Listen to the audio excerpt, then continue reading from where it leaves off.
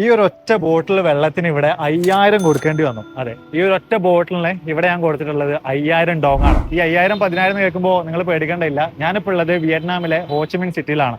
ഇവിടുത്തെ 5000 എന്ന് പറഞ്ഞത് നമ്മുടെ നാട്ടിലെ അറൗണ്ട് ഒരു 15 രൂപ ആ ഒരു റേഞ്ചിലേ വരുന്നുള്ളൂ. അതായത് ഇവിടുത്തെ 1 ലക്ഷം എന്ന് പറഞ്ഞത് നാട്ടിൽ വെറും 340 രൂപയോളം വരുന്നുള്ളൂ.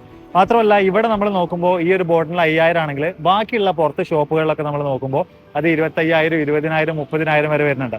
ഞാനിപ്പോൾ ഉള്ളത് 7-Eleven നമ്മൾ തായ്ലൻഡിലാണെങ്കിലും ഇപ്പോൾ വിയറ്റ്നാമിലാണെങ്കിലും ഇതുപോലത്തെ രാജ്യങ്ങളിലൊക്കെ ആണെങ്കിലും നമുക്ക് അഫോർഡബിൾ ആയിട്ട് ഫുഡ് കിട്ടണമെന്നുണ്ടെങ്കിൽ നമുക്ക് നോക്കി വെക്കാൻ പറ്റിയ ഒരു സ്ഥലമാണ് നമ്മൾ ഈ 7-Eleven.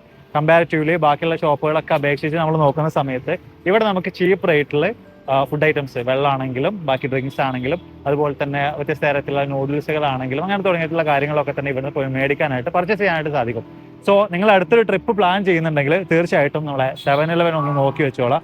മാത്രമല്ല വിയറ്റ്നാമിലേക്കും തായ്ലൻഡിലേക്കും ഒക്കെ ട്രിപ്പ് ഇപ്പോൾ വ്യത്യസ്ത തരത്തിലുള്ള അഫോർഡബിൾ ആയിട്ടുള്ള പാക്കേജുകൾ അറേഞ്ച് ചെയ്യുന്നുണ്ട്. നമ്മൾ പാക്കേജുകളെ കുറിച്ച് കൂടുതലായിട്ട് അറിയാൻ ട്രിപ്പ് എന്ന് കമന്റ് ചെയ്താൽ മതി. നിങ്ങളുടെ ഇൻബോക്സിലേക്ക് അയച്ചു തരുന്നതായിരിക്കും കേട്ടോ. ബൈ.